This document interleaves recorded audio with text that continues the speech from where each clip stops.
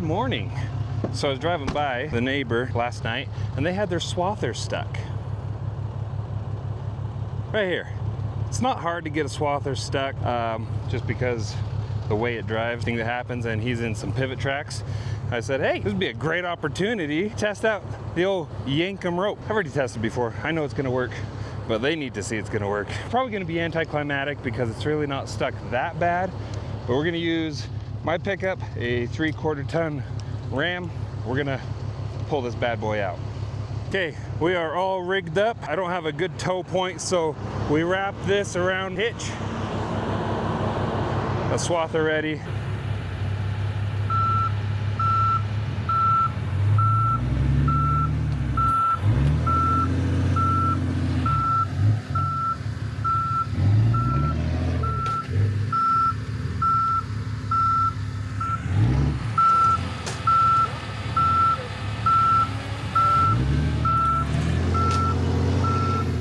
Oh my goodness.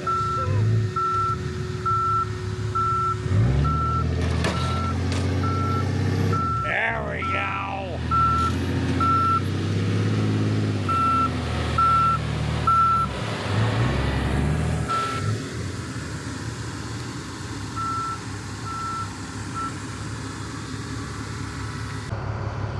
Thanks for filming, David. That was, that took a little more persuasion than I thought it would. Yeah, that was in there deeper than I thought. That was a nice little pivot track. All right, let's get it all unhooked. That was nice. It's real nice. All right, well, thanks for letting me help. Thanks for letting me film it. Anytime. Anytime. All right, now we got to go get ready for wheat harvest. Okay, have a great day.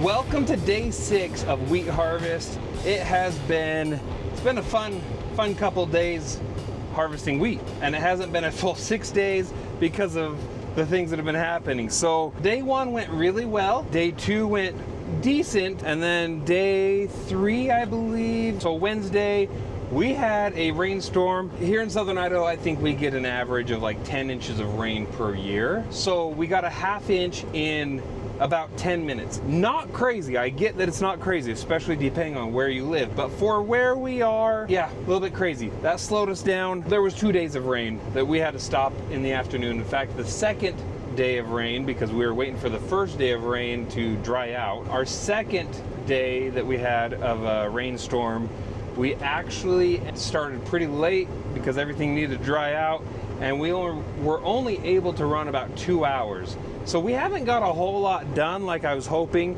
and now we are on a field that is lodged, meaning that wheat is laying down on the ground flat as a pancake, which is funny because this wheat could be used to make pancakes, but it's laying down flat as a pancake, and things are slow. We are used to going about 2, maybe 2.5 miles an hour. We are going less than half that. We are going about 0.9 miles per hour in this wheat that is lodged so much. Follow along, come with me. We had an exciting morning. We pulled the neighbor's Swather out of a pivot track because he was stuck. Used our yankum rope, which, by the way, best ropes in the world for any recovery. I used my pickup to pull the big Swather out. Okay, let's go fuel up the combine. That's a pretty nice little trailer. My youngest brother built that trailer in high school ag class. He added the switches so that we can use power from the pickup, or we can use like jumper cable style hookups to the battery of the equipment that we're using. And then he posted a light up on the tank so that we can see what we're doing. Really nice trailer. It pulls really well.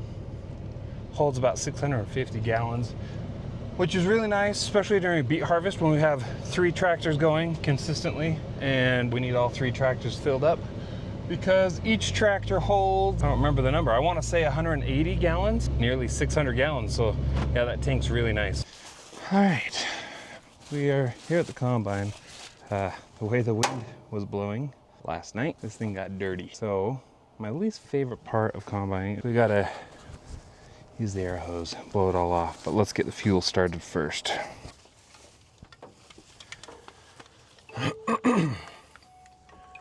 Red goes to red, black goes to black.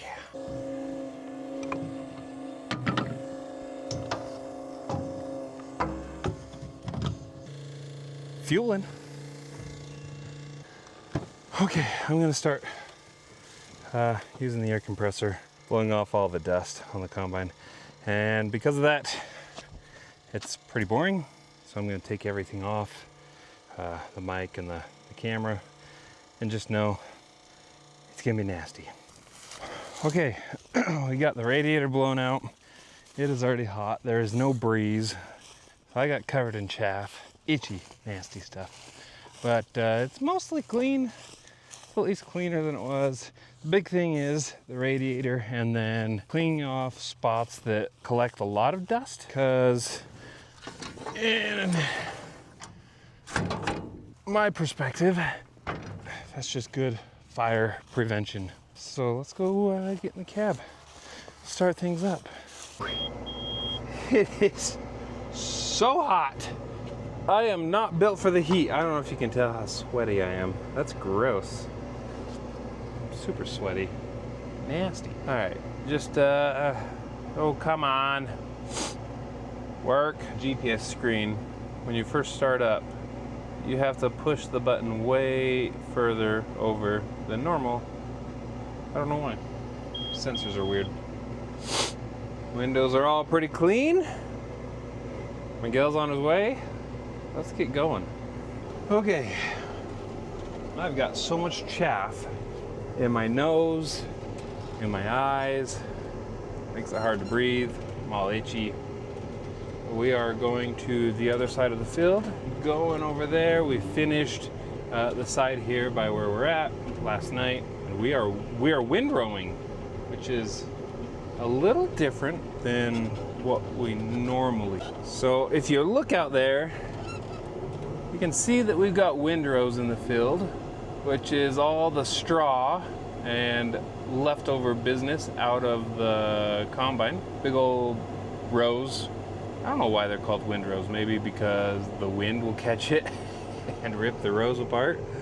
But we got the windrows over there because this field has a lot of wheat that has lodged. In other words, a lot of the wheat in this field is laying down on the ground, and we are having to use the header to scoop up the wheat off of the ground. A lot like a spatula and a pancake on a skillet. Not fun. It's a lot slower. This is good yielding wheat. We finally hit a good yielding field, so it cuts into the time frame of where I wish we were on getting done. But it is what it is. We'll just keep moving forward. So let's get over there, start going, and I'll show you what it looks like to run through wheat that has lodged. All right, let's fire everything up. This is the button to turn everything on, and then you can hear things kick on like that. See an auger starting to move. That's the tailings auger. That is the stuff that wasn't quite clean enough. Goes back in through the threshing mechanism so that we can finally get it in the tank. The auger up there is going, and vibrations, everything's moving. You can feel it. So I've opened twice, and in theory with a 35-foot cut, that gives us 70 feet. But when we have the, did I say 35-foot truck? 35-foot cut. Cut gives us 70 feet on the edge to turn around. But when we have the trucks parked on the edge over here so the grain cart can get to them, I run out of room to turn around with the combine. So I'm gonna make a third cut here on the edge so that we can get turned around more easily.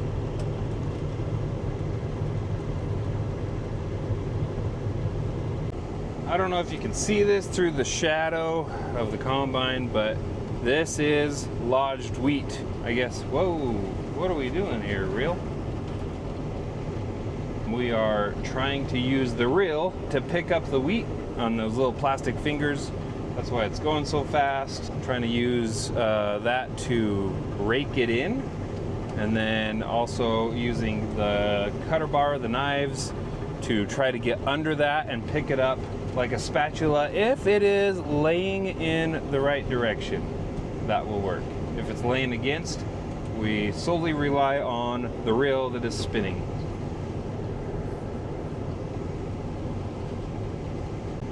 You can see right through here, I mean, we have a pretty good little path of wheat that's lodged. Some of that is due to too much water with the sprinklers, because I can see a bit of a path that follows the pivot, kind of in a partial circle. But I can also say that part of it is fertility. We were a little higher in nitrogen on this field because we have hit this field a couple times with manure lately. Manure is a little bit slower to release and break down, and it releases that nitrogen. Also, when the fertilizer is spread on here, if they have extra, sometimes they'll put it on the edge like we're on, and that will cause lodging as well. So all of that mixed in, as well with a windstorm or two that comes up, or even a heavy rainstorm, that will cause this wheat to lay flat. And no, it is not crop circles from aliens. I'm trying to do the best I can to give you the perspective of what I'm looking at.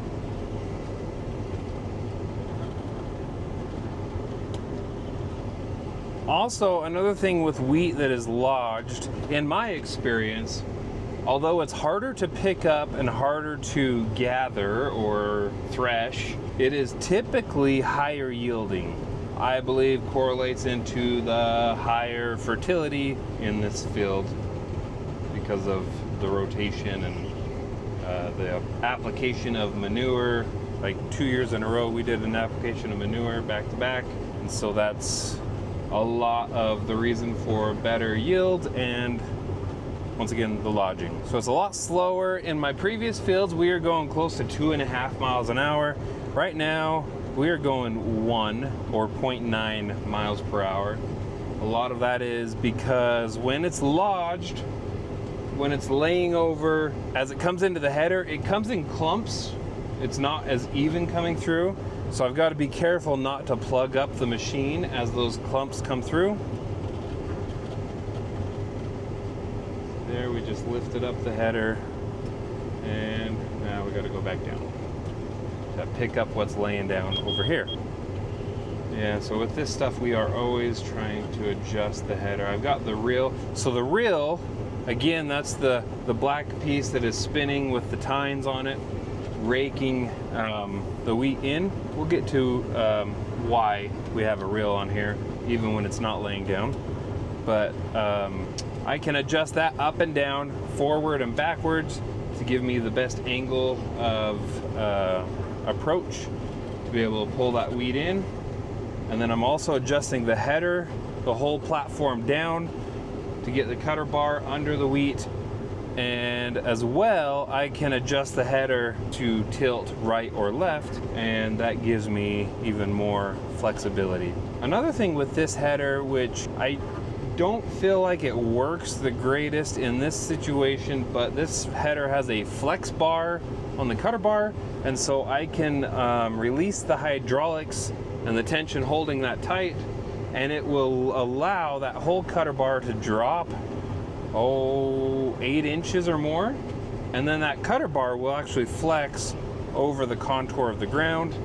But in this application, it doesn't actually work the best. It will flex and like right up on top of the wheat instead of staying rigid and like a spatula. Like if you got something really stuck on your skillet, you're not going to use a flimsy spatula to try to pull it out. You're going to use probably a metal one that's firm, stiff, rigid, and that's what you're going to use to scrape whatever's stuck on there off.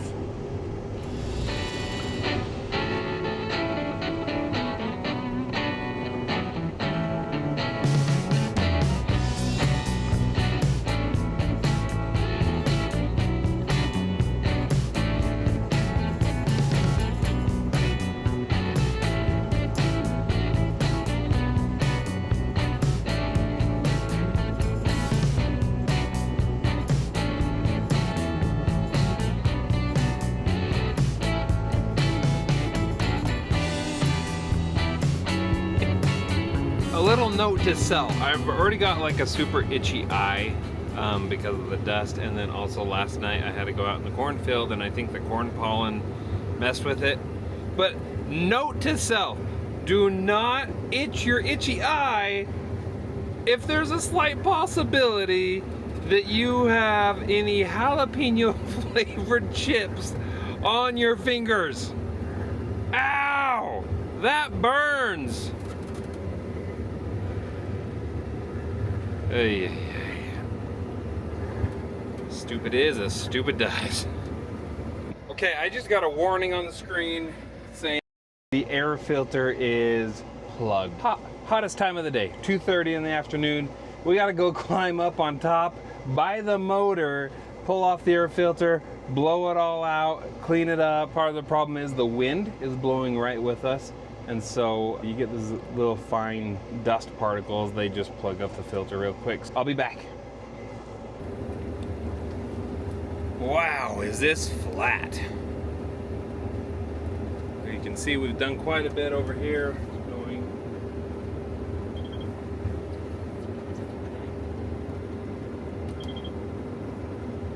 flat, just everything. It's all over the place. Some standing, some flat.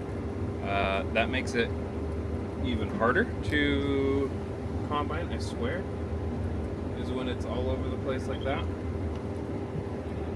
And also going this direction, because everything's laying down away from me, it's a lot harder to pick up when I'm over here, because we open up in the middle and then just go around in a circle, so that my left side where my auger is always over on the side where I've already cut.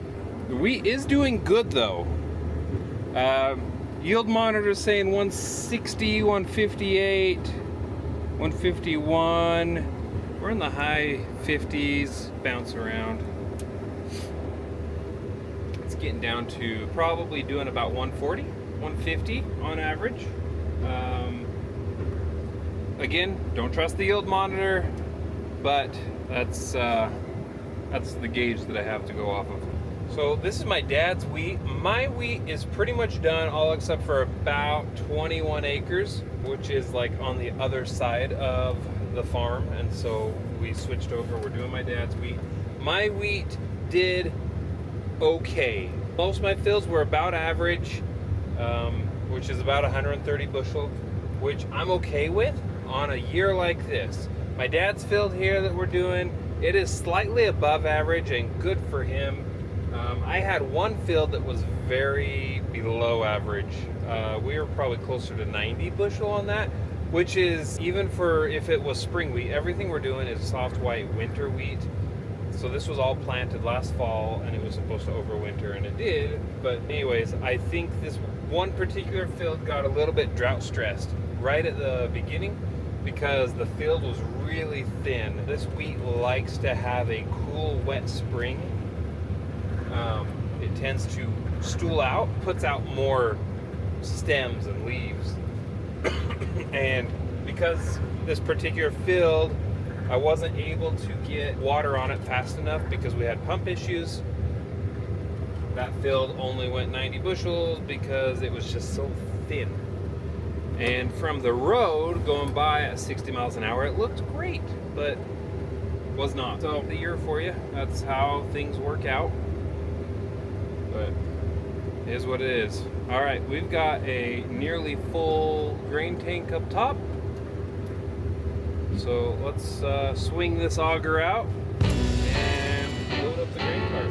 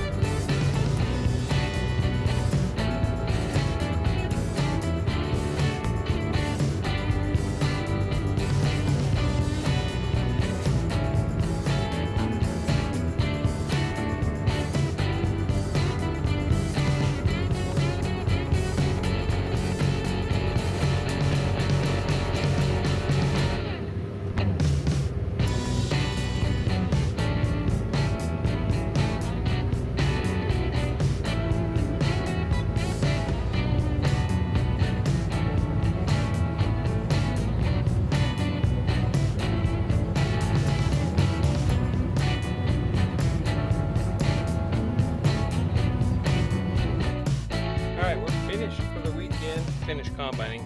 We've got some water to go take care of and a couple other things. I'm gonna go get some sleep. If you like what you're watching, hit those buttons on the bottom, the like, the subscribe, make a comment. If you want to see something else, make a comment.